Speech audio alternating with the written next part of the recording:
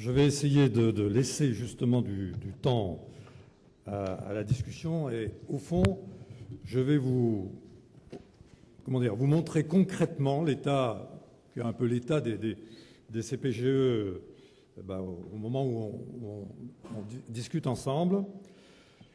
Et puis vous verrez bien, vous poserez toutes les questions que vous voulez. Mais ça recoupe complètement ce que j'ai dit hier, évidemment, de façon plus désorganisée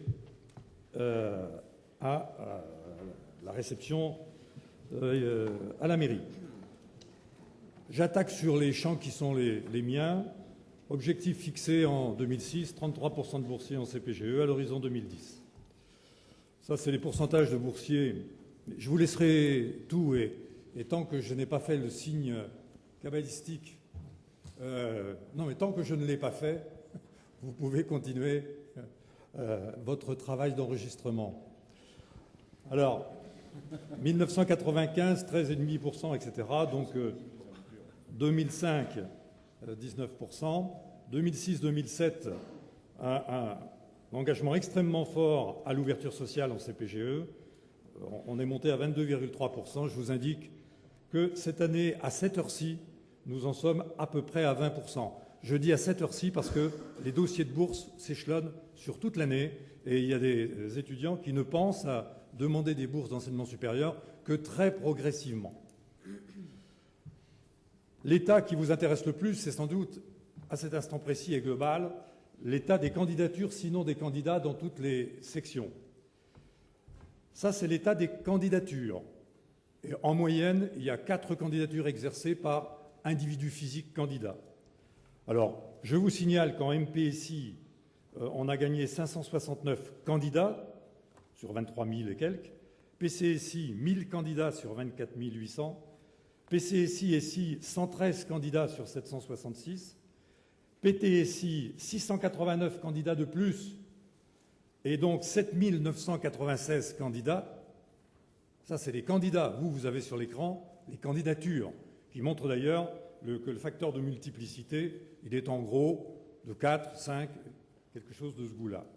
TSI, plus 150 candidats, avec un nombre total de candidats de 1854.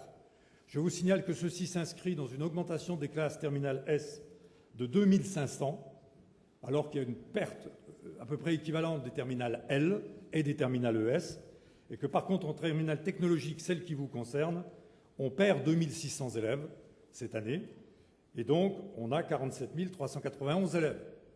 En effet, je dis tout ça parce que l'extrapolation abusive de la situation locale est le mal funeste qui nous guette tous.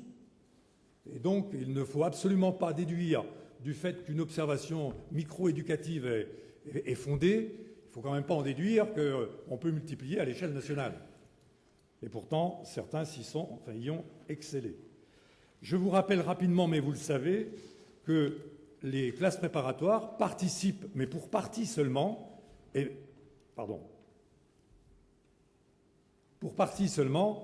évidemment, à l'alimentation du secteur de l'ensemble des écoles.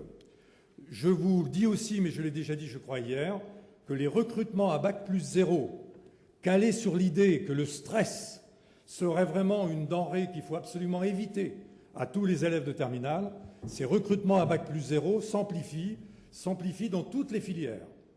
Et ça pose vraiment le problème de l'articulation entre les élèves qui seront pris à Bac+0 sur un continuum Bac+5 avec les élèves dont on dit qu'ils vont souffrir, pour le martyr, mais enfin qui vont éventuellement souffrir en CPGE. Ces discours-là méritent d'être singulièrement revisités. Vous savez aussi, comme moi, que les classes préparatoires, elles sont l'objet d'un ensemble impressionnant de dualités.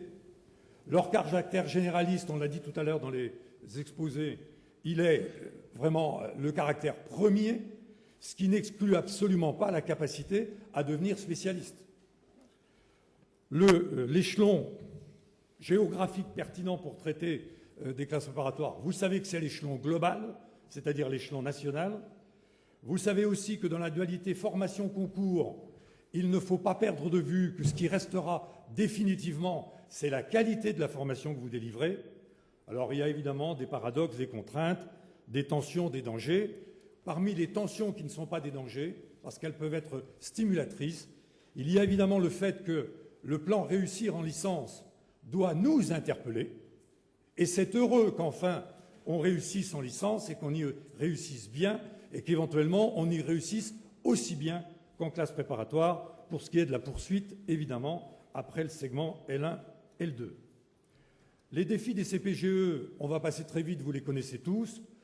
La reproduction de l'élite sociale, 30% en moyenne de boursiers dans le segment L1, à peine 20% chez nous.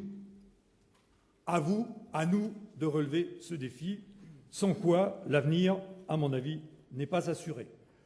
Le coût pour la nation, le problème a été abordé, et pour la première fois depuis longtemps par la ministre, puisqu'elle a remis un petit peu d'ordre dans ce qu'on appelle les attributions sans rémo, en particulier en considérant qu'un étudiant inscrit n'est pas forcément un étudiant assidu, et que quand on divise l'engagement global de la nation par le nombre d'inscrits, il faut savoir qu'on ne traite pas de la même façon et on ne traite pas de façon équitable les filières sélectives comme les CPGE et les filières non sélectives, où on perd entre 20, 40 ou 50% d'élèves sur les 3 premiers mois, ce qui est totalement regrettable et ce qui, évidemment, est l'une des priorités de redressement à venir du plan licence.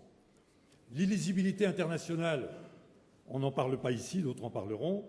L'inadaptation à la recherche, je veux dire, vos journées sont la démonstration que ceux qui nous taxent de castrateurs par rapport, c'est le mot qu'ils utilisent, par rapport à la recherche pour les élèves des classes préparatoires, il ferait bien d'assister à vos journées. Inégalité, mets-moi un petit peu d'eau s'il te plaît, inégalité des lycées pourvoyeurs, inégalité des malchances, j'y reviendrai ultérieurement. Alors,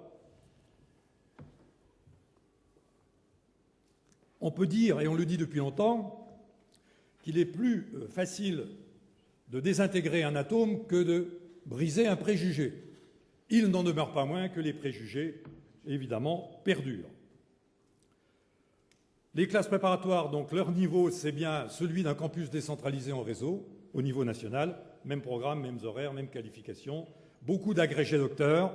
Je choque un certain nombre de mes interlocuteurs universitaires brillants quand je leur dis que le stock des agrégés docteurs dans les filières scientifiques est maintenant supérieur à 60%. Autrement dit, le pourcentage de docteurs parmi les agrégés qui enseignent en classe préparatoire scientifique, ce stock et ce pourcentage plutôt supérieur à 60%.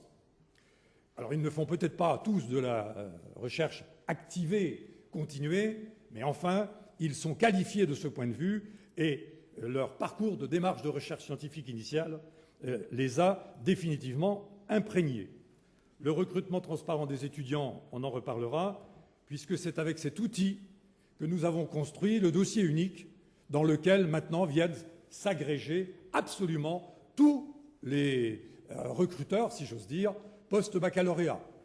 Qui aurait dit en 2003 que ce que j'avais beaucoup de mal à faire passer pour les CPGE uniquement, parce que beaucoup y voyaient l'abandon de leurs prérogatives et l'abandon de certains privilèges, à savoir gérer leurs petites affaires sur leur petit feu dans leur petit coin, eh bien, qui aurait dit que 3-4 ans après, ce système allait porter en réalité l'ensemble du champ post-baccalauréat. Cette année, 12 académies sont intégrées totalement, et ce qui n'a pas empêché que l'immense majorité des étudiants mettent en premier vœu des L1, et c'est bien, et c'est bien. Hein. Donc il n'y a pas de malice, hein, on n'a pas à avoir peur d'une certaine hiérarchisation quand on donne en réalité le choix et l'initiative aux étudiants. Les défis de l'école, ce sont ceux des CPGE, confiance, ambition, réussite. J'en ai parlé hier après-midi, on peut passer. Le plan ambition, réussite,